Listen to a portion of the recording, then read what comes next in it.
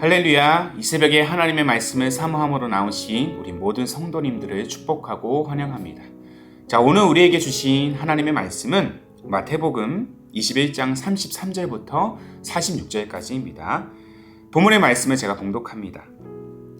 다른 한 비유를 들으라. 한 집 주인이 포도원을 만들어 산 울타리로 두르고 거기에 즙자는 틀을 만들고 망대를 짓고 농부들에게 새로 주고 타국에게 갔더니 열매 거둘 때가 가까움에 그 열매를 받으려고 자기 종들을 농부들에게 보내니 농부들이 종들을 잡아 하나는 심히 때리고 하나는 죽이고 하나는 돌로 쳤거늘 다시 다른 종들을 처음보다 많이 보내니 그들에게도 그렇게 하였는지라. 후에 자기 아들을 보내며 이르되 그들이 내 아들은 존대하리라 하였더니 농부들이 그 아들을 보고 서로 말하되 이는 상속자니 자 죽이고 그의 유산을 차지하자 하고 이에 잡아 포도원 밖에 내쫓아 죽였느니라. 그러면 포도원 주인이 올 때에 그 농부들을 어떻게 하겠느냐? 그들이 말하되 그 악한 자들을 진멸하고 포도원은 제때 열매를 바칠 만한 다른 농부들에게 새로 줄지니이다. 예수께서 이르시되 너희가 성경의 건축자들이 버린 돌이 모퉁이의 머릿돌이 되었나니 이것은 주로 말미암아 된 것이요 우리 눈에 기이하도다 함을 읽어본 일이 없느냐? 그러므로 내가 너희에게 이르노니 하나님의 나라를 너희는 빼앗기고 그 나라의 열매 맺는 백성이 받으리라. 이 돌 위에 떨어지는 자는 깨지겠고 이 돌이 사람 위에 떨어지면 그를 가루로 만들어 흩으리라 하시니 대제사장들과 바리새인들이 예수의 비유를 듣고 자기들을 가리켜 말씀하심인 줄 알고 잡고자 하나 무리를 무서워하니 이는 그들이 예수를 선지자로 알미었더라. 아멘. 오늘 말씀은 건축자의 버린 돌 vs 모퉁이 돌이라는 제목으로 함께 나누고자 합니다. 자, 오늘 본문은 어제부터 시작된 예수님과 유대 지도자들 간의 권위 논쟁이 덧붙이는 예수님의 권위의 본질을 드러내고자 하신 세 가지 비유 중에 두 번째 비유에 해당되는 것입니다. 자, 첫 번째 비유는 무엇이죠? 두 아들의 비유입니다.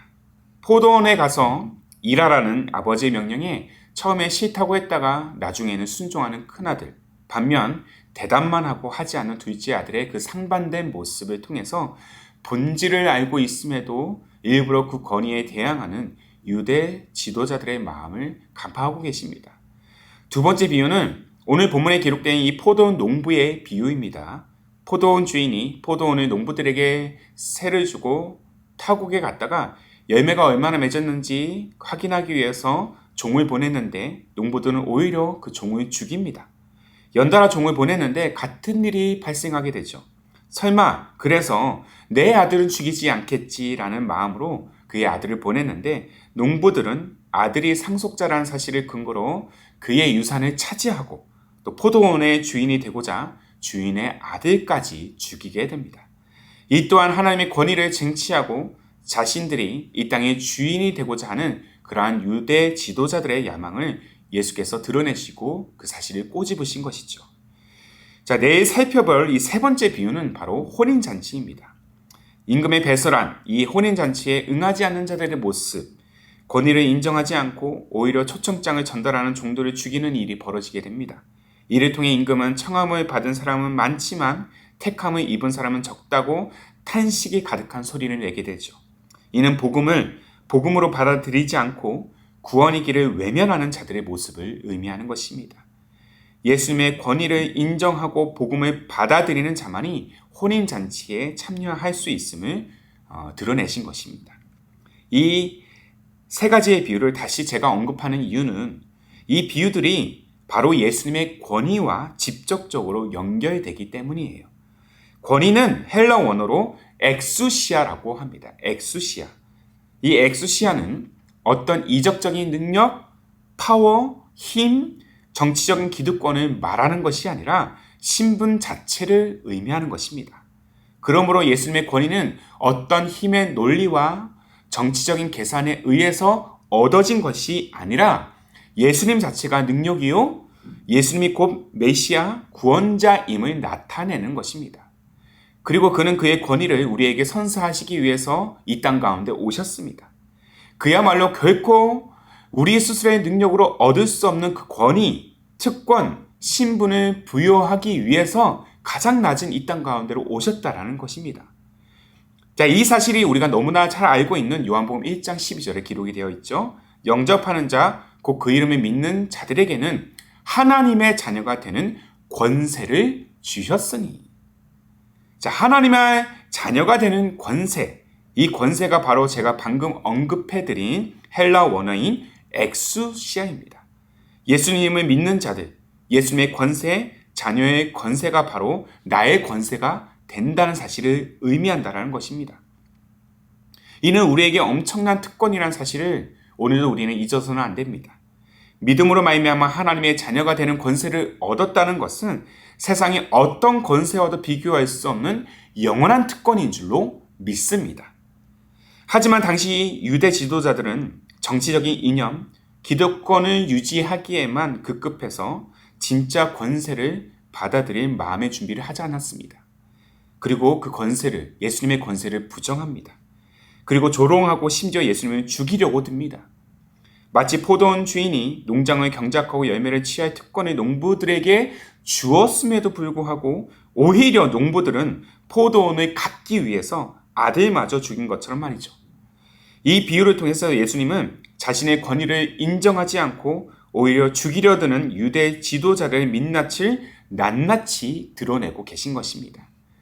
예수께서 포도원 농부의 비유를 통해서 유대 지도자들에게 너희가 주인이라면 아들을 죽인 농부들을 어떻게 하겠느냐고 물으십니다. 그들은 악한 자들을 진멸하고 그렇게 포도원은 다른 농부들에게 새를 주겠다고 대답을 하게 되죠. 자, 이들의 대답에 이어서 말씀하신 것이 바로 이어진 건축자들이 버린 모퉁이 돌입니다. 자, 농부가 아들을 죽여 다른 농부에게 특권이 옮겨진 것처럼 건축자들이 쓸모없다고 버린 돌이 훗날 집을 세우는 기초가 된다는 것입니다. 이 의미는 43절에 기록된 바와 같이 나를 버린 너희는 하나님의 나라를 빼앗기고 그날에 열매 맺는 다른 자들이 하나님의 나라를 받을 것이다 라는 의미인 것이죠. 자, 이 모퉁이 돌은 이 코너스톤이라고도 하죠. 이 모퉁이 돌은 두 벽이 만나는 지점을 지탱해주는 주춧돌을 의미합니다. 이 모퉁이 돌은 건물을 지탱하는 가장 중요한 기초석입니다. 모퉁이 돌이 땅에 제대로 심기지 않으면요, 아무리 좋은 건축자대로 건물을 짓는다고 해도 오래 못 가서 그 건물은 무너질 수밖에 없습니다. 예수님은 시편에 기록된 이 건축자의 버린 돌이 모퉁이의 머릿돌이 되기 위해서 이 땅 가운데 오셨습니다. 비록 세상에서 멸시와 조롱을 받으며 자기를 모함하는 자들에 의해서 그는 십자가에 달리셨지만 그 십자가로 말미암아 우리가 죄의 사함을 얻고 하나님의 자녀가 되는 권세를 얻게 되었고 또한 구원의 자리로 나아가게 되었습니다. 이것이 생각만 해도 얼마나 놀라운 은혜인지 모릅니다. 사랑하는 성도 여러분, 세상이 조롱하는 예수님의 그 권위, 그리스도의 십자가가 우리 영혼의 가장 중요한 주춧돌, 모퉁이 돌이 되었다는 사실을 기억하십시오.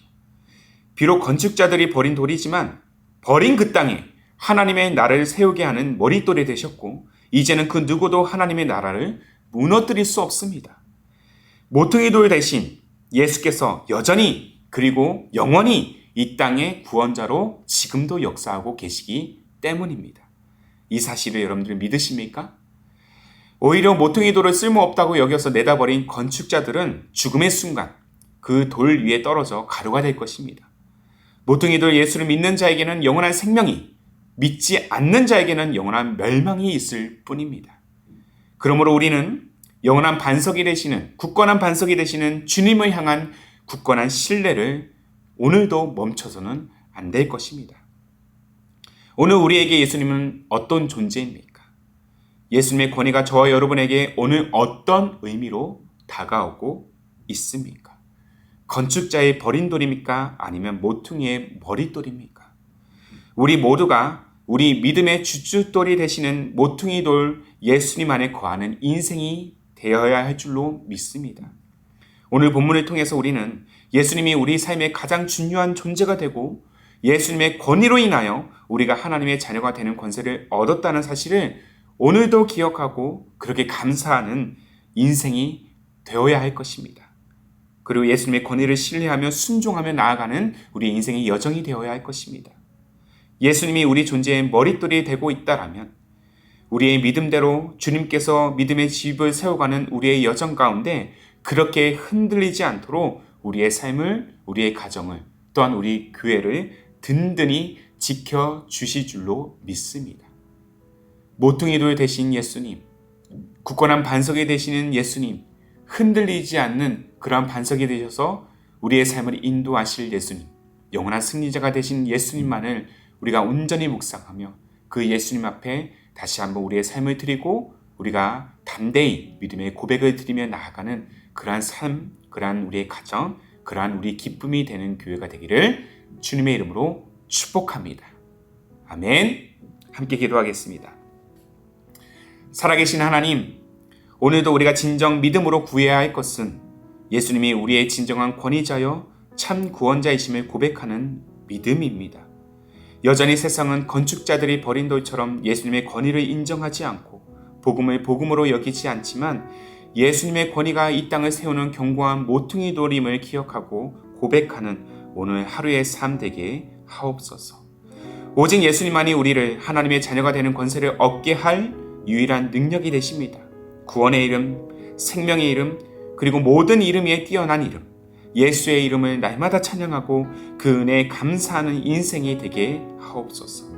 한 걸음 더 나아가 모퉁이 돌 대신 예수님의 이름을 내 영혼에 새기면서 믿음과 순종으로 나아가는 오늘 우리의 삶, 또한 우리의 가정, 또한 우리 기쁨이 되는 교회가 되게 하옵소서. 오늘도 말할 수 없는 은혜로 그렇게 우리를 자녀된 삶으로 이끄시는 우리 주님 예수님의 이름으로 기도하옵나이다. 아멘. 자, 오늘도 주신 말씀에 따라 우리 두 가지의 기도 제목을 붙들고 함께 기도하도록 하겠습니다. 먼저는 예수님이 우리의 삶의 가장 중요한 존재가 되고 예수님의 권위로 인하여 우리가 하나님의 자녀가 되는 권세를 얻었다는 사실을 기억하고 또한 감사하는 오늘의 삶이 되게 하옵소서. 한 걸음 더 나아가 기쁨이 되는 교회가 예수님이 교회의 머릿돌 되심을 함께 고백할 때 주께서 흔들리지 않은 믿음의 집으로 세워가심을 날마다 경험하는 그러한 믿음의 공동체가 되게 하옵소서. 이 두 가지의 기도 제목을 간절한 마음으로 함께 고백하시면서 기도로 하루의 삶을 열어가시기를 바랍니다. 함께 마음을 다해 기도하겠습니다.